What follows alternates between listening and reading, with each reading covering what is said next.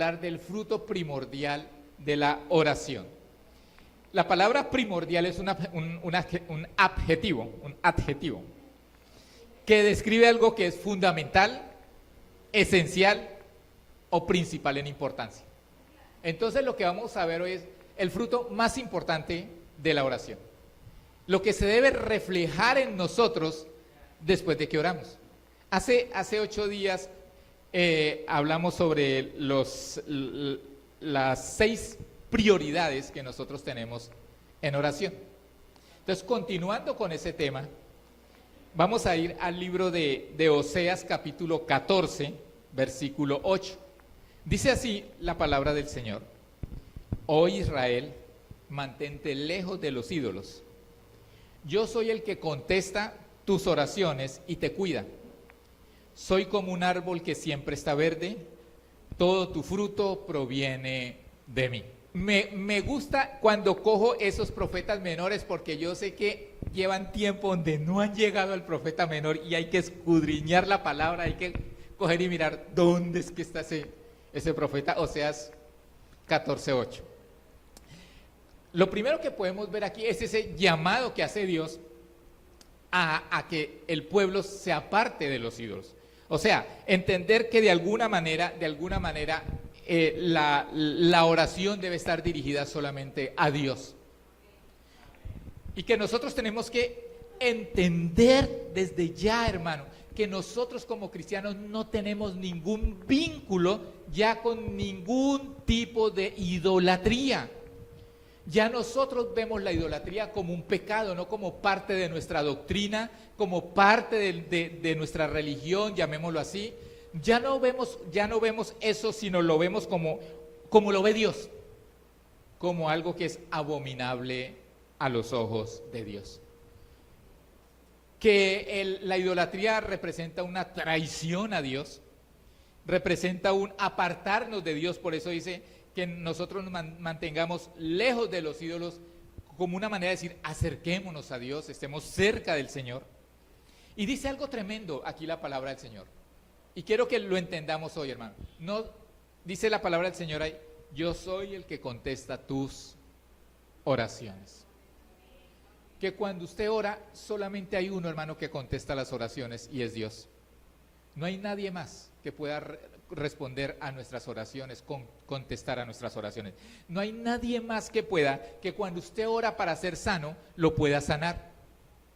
O no hay nadie más, hermano, que cuando usted ora por ese hijo que está en medio de las drogas, no hay nadie más que pueda sacar a ese muchacho de las drogas, sino es Dios. Entonces, por eso la palabra dice que es Dios el que contesta nuestras oraciones. Pero aparte de eso, dice que es Dios el que nos cuida, el que nos guarda, el que nos protege, el que nos ayuda, el que nos bendice. Es Dios. No, nadie más merece la honra, nadie más merece la gloria, nadie más merece la gratitud, nadie más merece el reconocimiento, sino solamente Dios. Y si usted, hermano, ha orado y ha visto la respuesta de Dios, el único digno para decirle gracias es Dios, porque ha respondido su oración. Amén. Entonces, y algo más que le dice al pueblo de Israel es: soy como un árbol que siempre está verde, todo tu fruto proviene de mí.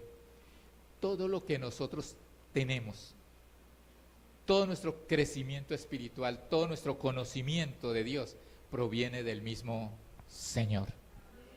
Y eso me hace llevar a mí al Nuevo Testamento, cuando el Señor Jesucristo está hablando con los discípulos y les dice a los discípulos: yo soy la vid verdadera y vosotros son ¿qué? El pámpano, el fruto que está pegado a esa vid verdadera. Y dice: y apartados de mí, nada podéis hacer.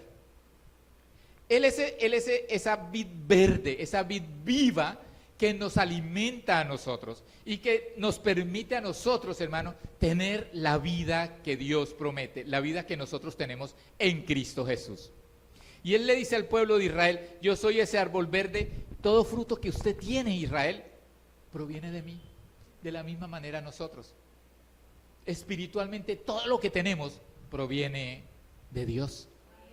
Y aún lo material, pero aquí se refiere a lo espiritual, en ese vínculo, en esa comunión que existe entre nosotros y Dios. Y entre más arraigados, más vinculados, más en comunión con el Señor, le garantizo una cosa: más fruto, más fruto. Ahí, en el Antiguo Testamento, la palabra orar la podemos encontrar básicamente a través de 5 palabras, el significado de la palabra orar. Uno es suplicar, suplicar. Otro es halagar. Otra palabra que significa orar en el Antiguo Testamento es conversar. Otra palabra es susurrar. Esa palabra susurrar me gusta mucho. ¿Por qué? Porque susurrar significa que me tengo que acercar al oído de alguien para decirle pasito. Venga, le digo algo en el oído. Venga, le susurro algo, y es que voy hasta el oído de la persona. Hay un acercamiento a esa persona. Y que esa palabra susurrar también, que significa que nos acercamos a Dios para hablarle al oído a Dios. Y la otra es interceder. Interceder, que es cuando alguien tiene un problema y nosotros oramos al Señor por eso. Ahí, cada vez que uno a veces ve la internet, encuentra tantas vainas que uno dice, ya por ahí había alguien diciendo, no, es que nosotros no somos intercesores, el único intercesor es el Señor Jesucristo allá delante del Padre. Él es el sumo sacerdote y el gran intercesor, hermano.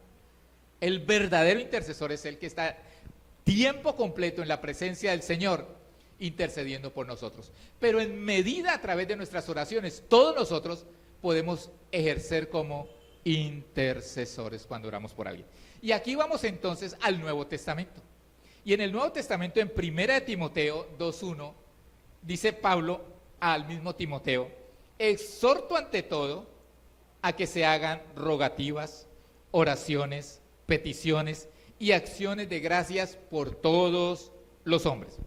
Cuando dice exhorto ante todo, es lo que le está diciendo a Timoteo es, oiga, yo le he dicho muchas cosas, pero en primer lugar, tenga en cuenta esto. Tenga en cuenta que se tiene que orar. Así de sencillo, se tiene que orar. Amén. Ahora, vamos a ver esas 4 palabritas que son muy importantes para nosotros determinar qué es la diferencia aquí entre rogar, orar, pedir y agradecer. La primera palabra, rogar, de esis, dice que es orar por una necesidad específica, experimentada de manera consciente, una petición que uno siente en el corazón proveniente de una profunda necesidad personal. Entonces, esa palabra rogativa es la típica oración que nosotros hacemos por una necesidad, por esa necesidad que usted tiene y que esta mañana oró y le dijo, Señor, ayúdame, Señor, necesito, Señor, sáname, Señor, líbrame, Señor, mira a mi hijo, Señor, mira a mi esposo, Señor, mira a mi familia. Todo lo que usted le rogó al Señor por esa cosa en particular es esa palabra rogativa. Esas rogativas, ese orar por una necesidad específica, hermano, va a poner en acción nuestra fe.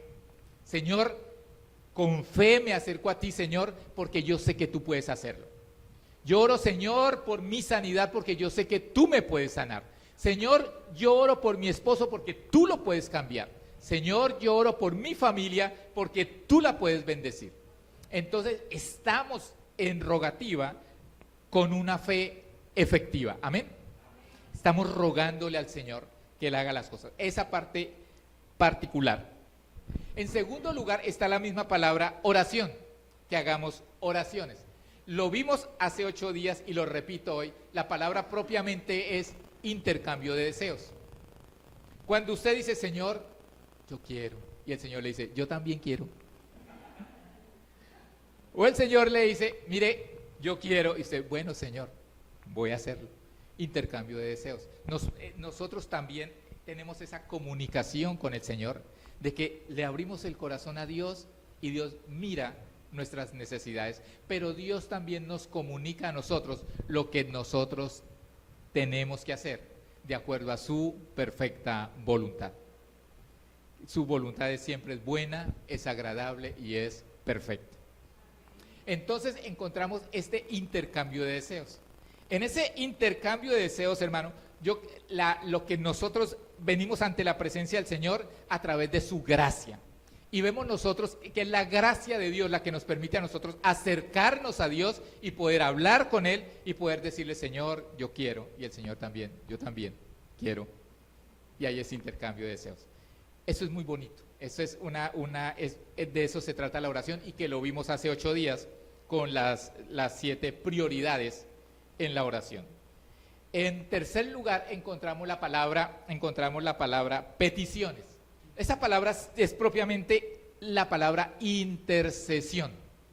La palabra intercesión, que habíamos dicho que algunos dicen, no, que no somos intercesores. Sí, hermano, ahí lo dice. Ahí dice bien clarito, en el griego dice que propiamente intervención. Una intercesión que literalmente es dar en el blanco. La intercesión siempre se hace por alguien más. La intercesión siempre la hacemos cuando conocemos una necesidad de alguien. La intercesión, hermano, tenemos que hacerla por amor a los demás. Amén. Cuando usted intercede por la iglesia perseguida es porque lo hace porque ama la iglesia perseguida. Cuando usted hace una intercesión por Colombia es porque, hermano, usted ama su país. Nosotros tenemos que aprender a ser intercesores. Mire, el intercesor es alguien que se está dejando a un lado sus peticiones por sus necesidades, y toma en cuenta las necesidades de otro y las presenta delante de Dios. Entonces deja, digámoslo así entre comillas, deja el egoísmo y, hermano, llega a la presencia del Señor a presentar la necesidad de otra persona, dejando a un lado la suya propia. Eso es amor. Venga, yo le pido a Dios por usted y dejo a un ladito, no me olvido, pero por el momento dejo a un ladito mis propias peticiones. Amén. Y en último lugar está la acción de gracias. Esa palabra acción de gracias, eucaristía, que es la misma palabra que utilizan en la iglesia tradicional para decir Eucaristía. Esa palabra significa agradecido por la gracia de Dios. Propiamente gratitud, acción de gracias, una alegría proveniente de la gracia de Dios. Dice literalmente dar gracias por la gracia de Dios. Es la gratitud que nosotros sentimos por Dios. Mire, si algo nos falta a nosotros son oraciones de gratitud. Sobran las oraciones de peticiones, sobran las oraciones que son rogativas. Las oraciones rogativas nosotros son las que hacemos continuamente, pero nos falta a nosotros esas oraciones de gratitud, decirle al Señor, Señor, te agradezco. ¿Sabe qué? Esas oraciones de gratitud son las oraciones donde nosotros dejamos a un lado lo que nos falta y le agradecemos al Señor por lo que tenemos. Que usted deja de mirar lo que le falta, que usted deja de mirar lo que quiere, y usted comienza a mirar lo que tiene, comienza a ver lo que el Señor le ha dado, y comienza entonces usted a agradecerle a Dios por eso que usted tiene hoy en día. Esa es la oración de gratitud o de acción de gracias. Que usted reconozca que Dios ha sido bueno con usted, que Dios ha sido bondadoso con usted, que Dios ha sido fiel con usted, que Dios, hermano, ha visto el deseo de su corazón y ha sido bueno y le ha concedido ese anhelo, le ha concedido ese deseo. Hacen falta esas oraciones, hacen falta que nosotros podamos decir, Señor, hoy no te voy a pedir nada, voy a agradecerte por todo lo que tengo. Y poder agradecerle al Señor con todo nuestro corazón, todo lo que Él nos ha concedido, todo lo que Él nos ha dado a cada uno de nosotros. La gratitud. Dígale al hermano que tiene al lado, no olvide la gratitud. La gratitud, hermano. Nos olvidamos de lo que no tenemos y le damos gracias a Dios por lo que usted tiene. Porque a veces somos ingratos. Ingratos es que nos olvidamos de dar las gracias. Entonces, a veces, y con mucha frecuencia, a veces sí, Señor, gracias por este día. Pero al resto viene el chorro de peticiones. Haga el propósito un día cualquiera de estos, de decirle, Señor, hoy mi oración va a ser de gratitud. Y gócese, y dele gracias a Dios. Y hermano, y disfrute que usted está rodeado de bendiciones de Dios y que usted puede llegar a la presencia del Señor con gozo y con alegría y decir, Señor, gracias, gracias por mi esposa, gracias por mis hijos, gracias por lo que tengo, por mi salud, Señor, gracias por escuchar mi oración, gracias por mi salvación. Hay tantas maneras nosotros de ser agradecidos con Dios. Pero qué bonito que le dedicáramos tiempo a la gratitud. Y aquí podemos nosotros hacer estas en una sola oración, hermano, en el transcurso de que usted haga, porque a veces digo, ¿y yo por qué más oro? Tenga en cuenta esas 4 oraciones: la rogativa, el pedir, la oración, el intercambio de deseos, las peticiones, que es la intercesión que usted hace por alguien que necesita el favor de Dios, o esa oración de gratitud al Señor por el bienestar, por la misericordia, por la gracia que el Señor ha tenido con usted. Ahora vamos a ver el fruto de la prioridad, de las prioridades al orar. Hace 8 días vimos las prioridades para nuestra oración. Y esta semana yo, hermano, Señor, voy a hacer mi tarea, voy a orar como tú nos enseñaste el domingo pasado a orar, con prioridades.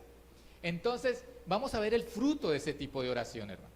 El fruto de la oración donde hay esa comunión con Dios como prioridad, esa identidad de andar en santidad, ese deseo de que andamos en obediencia a Dios para que el reino de los cielos se manifieste, ese escuchar a Dios como el pan de cada día, como la palabra del Señor cada día nos alimenta a nosotros, ese morir cada día para llegar a la presencia del Señor y decirle, Señor, perdóname como yo he perdonado a los que me han ofendido. Yo he muerto, Señor. Y entonces hablábamos de eso, que mire, yo meditaba tanto en eso esta semana, que definitivamente ese lugar secreto debía llamarse cementerio, porque es allí donde morimos en muchas maneras, en la presencia del Señor. Entonces, hace 8 días hablábamos de llegamos muertos en oración al Señor. Y por último hablábamos de la prueba, que incluye la fe, que es para fortalecer nuestra fe. El fruto de la prioridad al orar, quiero que lo observemos desde el punto de vista del mismo Oseas, capítulo 2, versículo 14. Capítulo 2, versículo 14.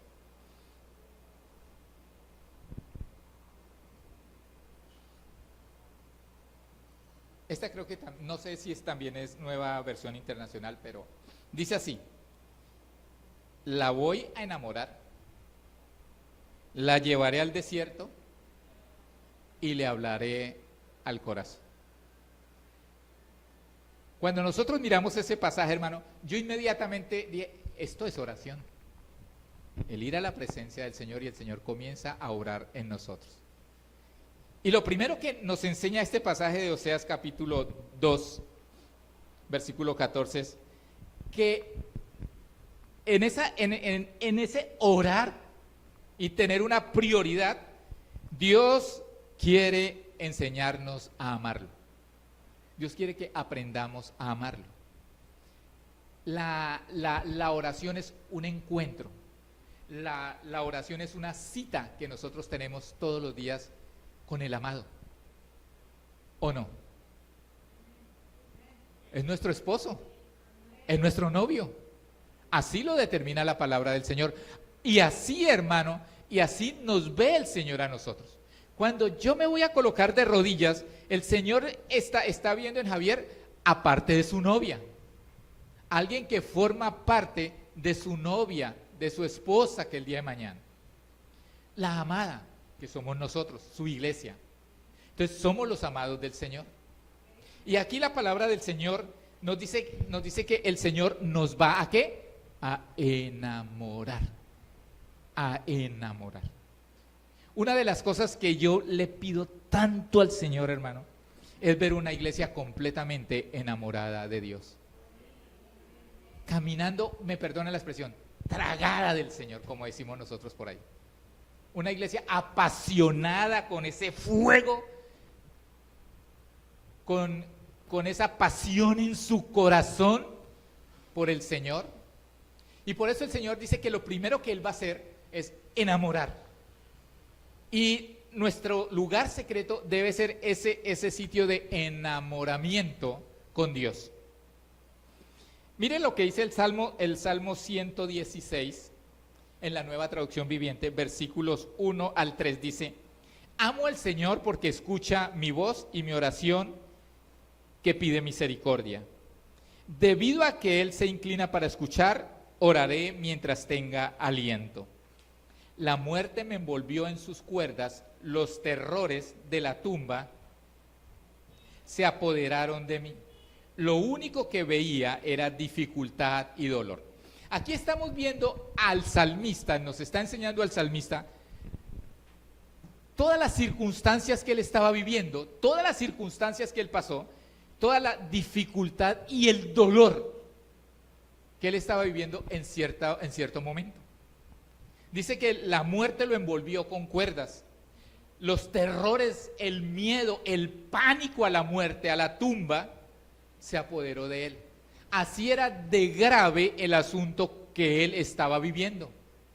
Y dice que lo único que veía, miraba para todo lado, hermano, y lo único que veía era dificultad y dolor. Pero dice que él oró al Señor, oró al Señor. ¿Y sabe qué descubre él en medio de la dificultad? ¿Sabe qué descubre él en medio del dolor? En medio del temor a la muerte. En el versículo 5, descubre que Dios es bueno, bondadoso y misericordioso. En el versículo 6, descubre que Dios es su protector, su sanador y su salvador. Ahí lo dice. En el versículo 7 y 8, descubre que Dios es el que da el reposo, lo libra de la muerte, le quita las lágrimas y no permite que caiga. Lo que ha hecho, porque él al principio dice, te amo, Dios. Porque él, a través de la oración y de esa comunión con el Señor y de esos tiempos que pasa con Dios, descubre todo lo maravilloso que es Dios. Descubre que es bondadoso, misericordioso, bueno, protector, sanador, salvador, que da reposo, que trae libertad, que consuela y que cuida que no resbalemos. Cada vez que nosotros, hermano, nos acercamos al Señor en oración, verdaderamente en un encuentro personal con el Señor, vamos a descubrir cosas que nos enamoran de Dios. Vamos a descubrir actitudes, vamos a descubrir virtudes, vamos a descubrir en el carácter de Dios cosas que nos enamoran, que nos atraen y que nos van a permitir cada día a nosotros enamorarnos más y más y más del Señor. Por eso es necesario que nosotros a través de la oración descubramos a Dios, conozcamos a Dios, hermano. Este es el grave problema que nosotros tenemos y por eso nuestra actitud tan seca, tan indiferente ante Dios. Porque no hemos descubierto verdaderamente el corazón de Dios. Solamente puedo descubrir el corazón de Dios cuando tengo verdaderamente una comunión íntima con Él. No hay otra manera, ¿no? No hay otra manera que usted descubra lo que descubrió el salmista estando en dificultad y dolor. Solamente a través de la oración, solamente de entrar a la presencia del Señor, es que nosotros podemos descubrir que estamos enamorados de Él. Amén. Entonces, aquí nosotros vamos a encontrar que en la oración aprendemos a amar al Señor con todo nuestro corazón, con toda nuestra alma y con todas nuestras fuerzas. Aunque el Señor derramó su amor en nosotros a través de su Santo Espíritu, y usted tiene el amor de Dios en el corazón, ¿cuántos pueden decir verdaderamente, yo estoy apasionado por Dios? Mi gran amor, mi vida entera es Jesús. Yo creo que pocos, aunque tienen el amor del Señor. ¿Cómo se va ese amor manifestando? ¿Cómo va creciendo? ¿Cómo va llenando mi vida ese amor que Cristo depositó en mi corazón? Cuando yo tengo esos encuentros personales con Cristo Jesús. Amén. Yo no sé si ya se olvidaron, y yo no sé si algunos lo están viviendo, lo que se hacía en el noviazgo. En el noviazgo era, mejor dicho, no había día donde la pareja no se encontrara. Cuando éramos novios, todos los días, la llamadita, todos los días, y el cuelga tú, no cuelga yo, no cuelga tú, no cuelgas, cuelgo. Pero esos tiempos de charla, esos tiempos de andar juntos, esos tiempos donde nosotros nos conocimos, resulta que nos enamoraron más. Nos enamoraron más. Lo mismo sucede con el Señor, hermano. Esos tiempos que pasamos con el Señor nos enamoran cada día más de Él. Entonces, el primer fruto, llamémoslo así, de esa comunión íntima con el Señor a través de la oración, es que aprendemos a amar a Dios. No me diga que usted ama a Dios y no ora, porque no le creo. No le creo, hermano. No le creo que usted ame a Dios y no ore.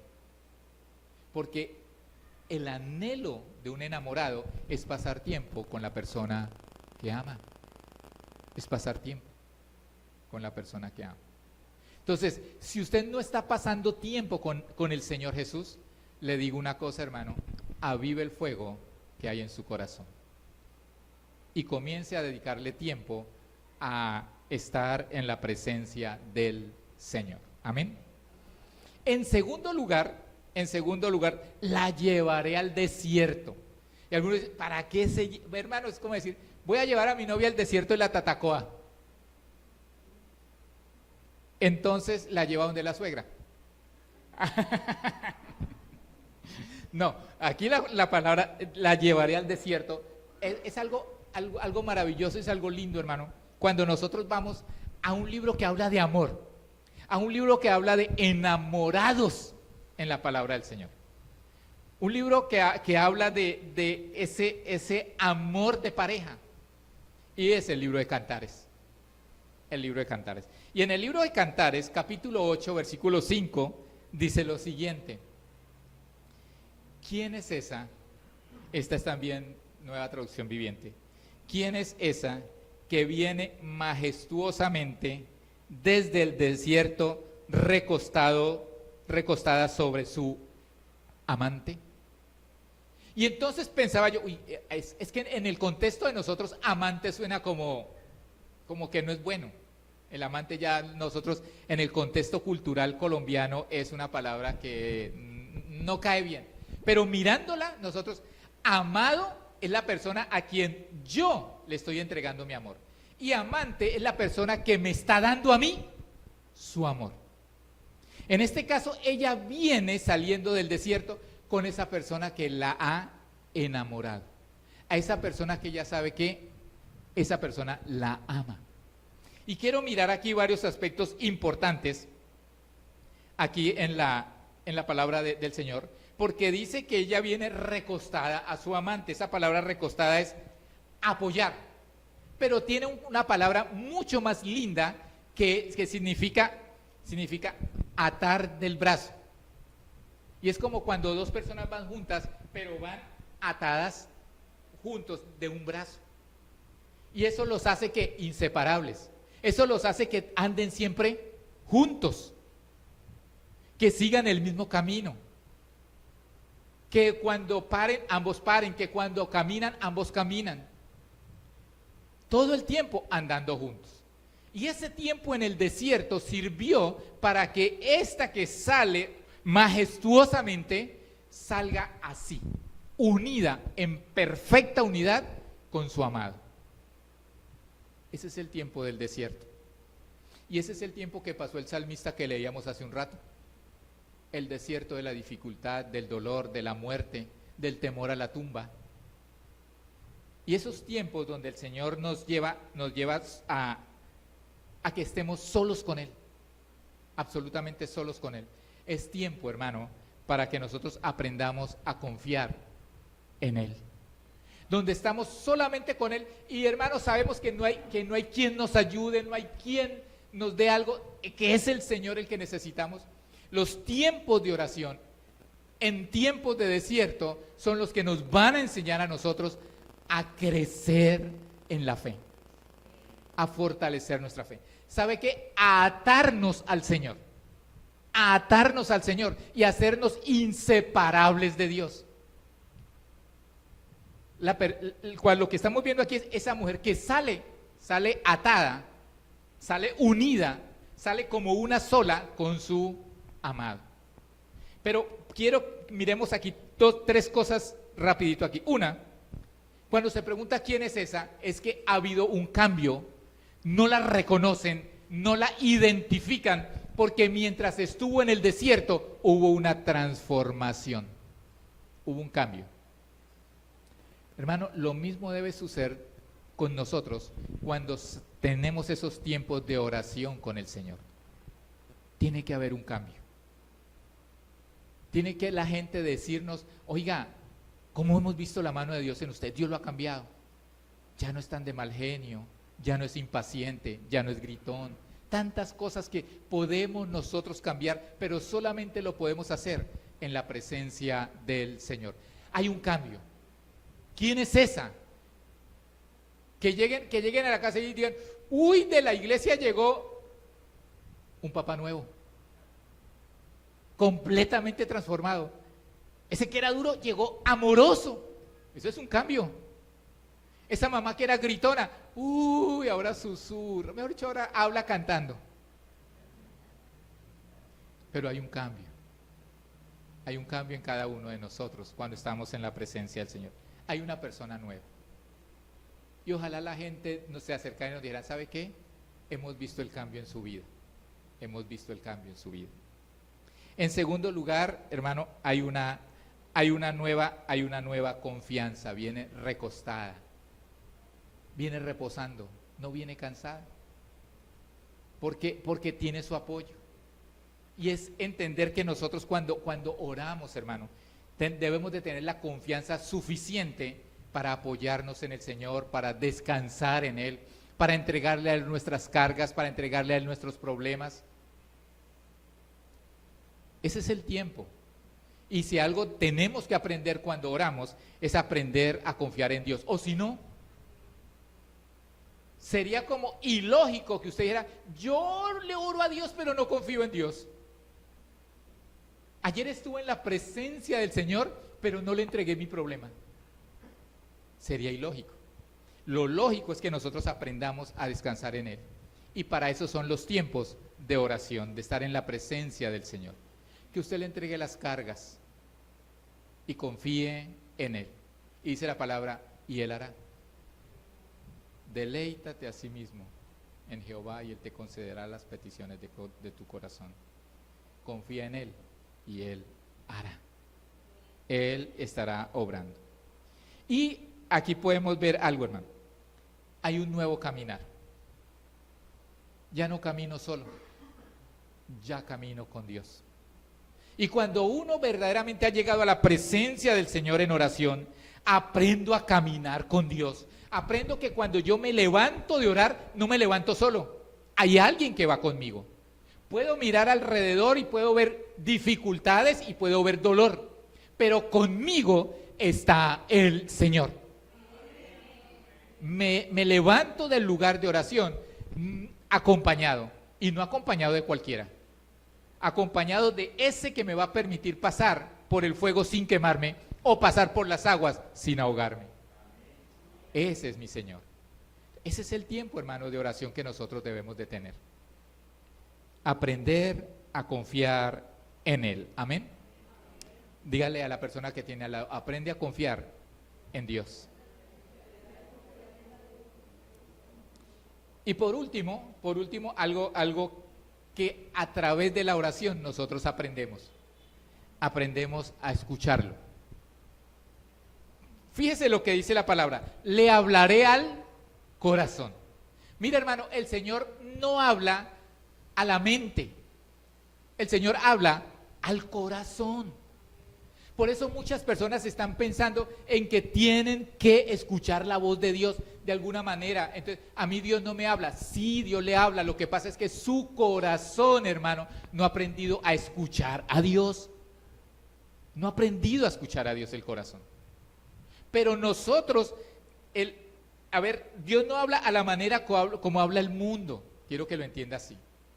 Ya nosotros escuchamos, que el Señor le habló al profeta Isaías, que el Señor le habló al mismo Oseas, le habló el Señor. Sí, hermano. Pero a ellos les habló porque eran sus profetas, porque los profetas escuchaban la voz de Dios ahí, de labio a labio. Pero a nosotros el Señor ahora nos enseña otra cosa. El Señor nos enseña a aprenderlo a escuchar a Él con el corazón. No espere que Dios le hable con voz audible. Con voz audible, hermano. Si lo hace, gloria a Dios. Puede pasar. Pero la constante en el Señor es que aprendamos a escucharlo es con nuestro corazón. Con nuestro corazón. El corazón tiene que aprender a escuchar. Cuando nosotros llegamos a los pies del Señor Jesucristo, algo que ocurre inmediatamente en nosotros es ese cambio de corazón. Un corazón nuevo. Un corazón nuevo. Y ese corazón está capacitado, hermano, no solamente para hacer la voluntad de Dios, sino ese corazón está capacitado para escuchar a Dios. Lo que pasa es que hay que enseñarlo a escuchar la voz de Dios. Hay que enseñarlo a escuchar. Entonces, nosotros tenemos que aprender a través de ¿qué? De los tiempos que pasamos de rodillas con el Señor. Vamos a aprender en esos tiempos. La enseñanza que el Señor nos da acerca de eso, la podemos ver en la parábola del sembrador. Y en Lucas 18:15,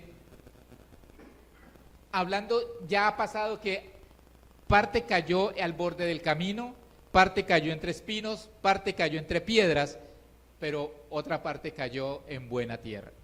Y habla que la tierra es el corazón. Mire hasta dónde tiene que llegar la semilla que es la palabra de Dios. La semilla que es la palabra de Dios tiene que llegar al corazón.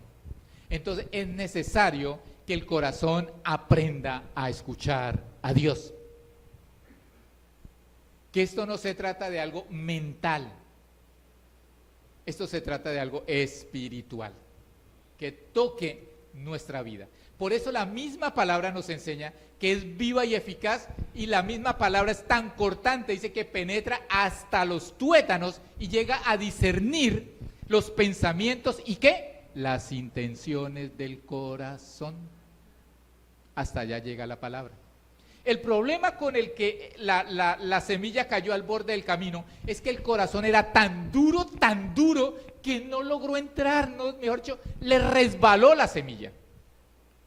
Le resbaló la semilla.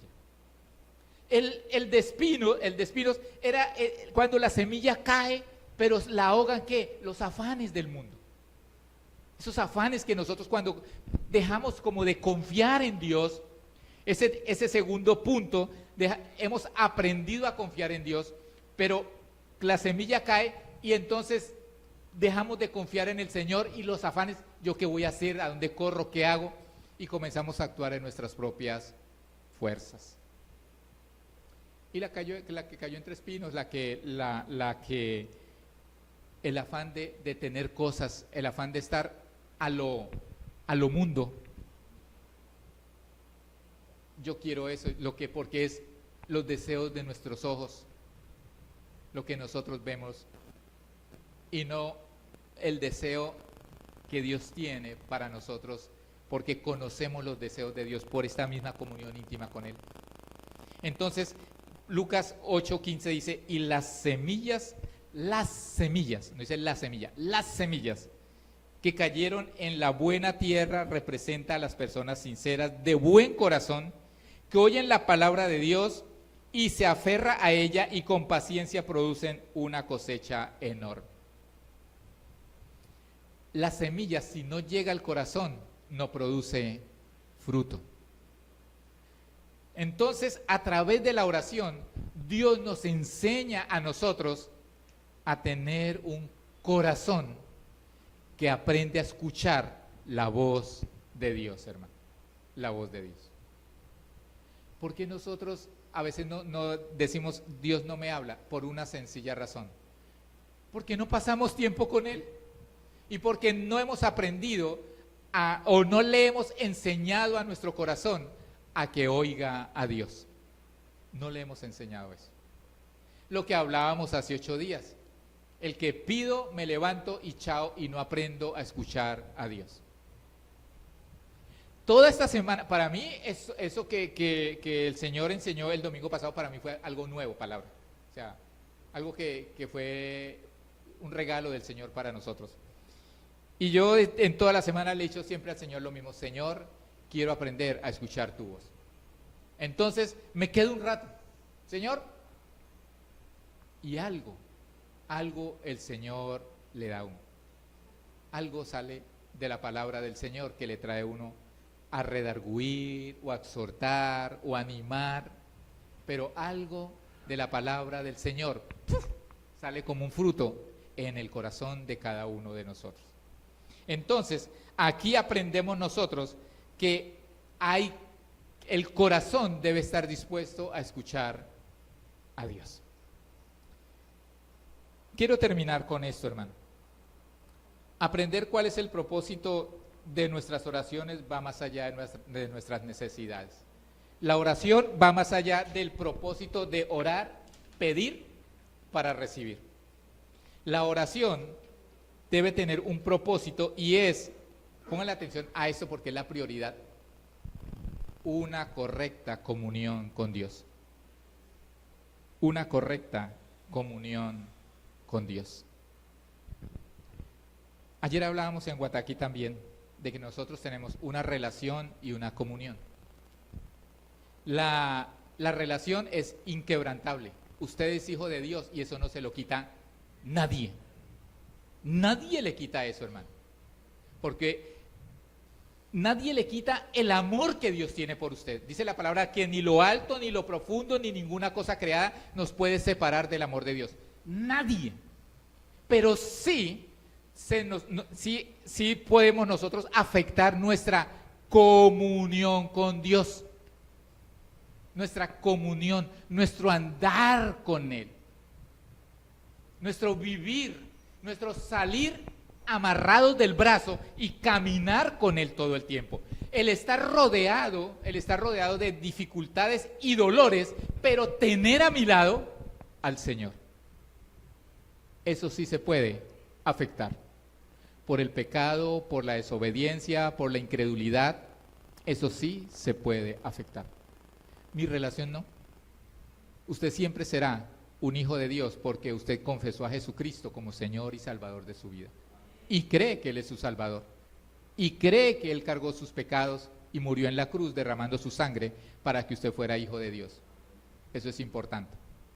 Pero también tenemos que entender que nos va más allá de una relación y tiene que ver con una comunión. Que usted y yo andemos en unidad, en comunión.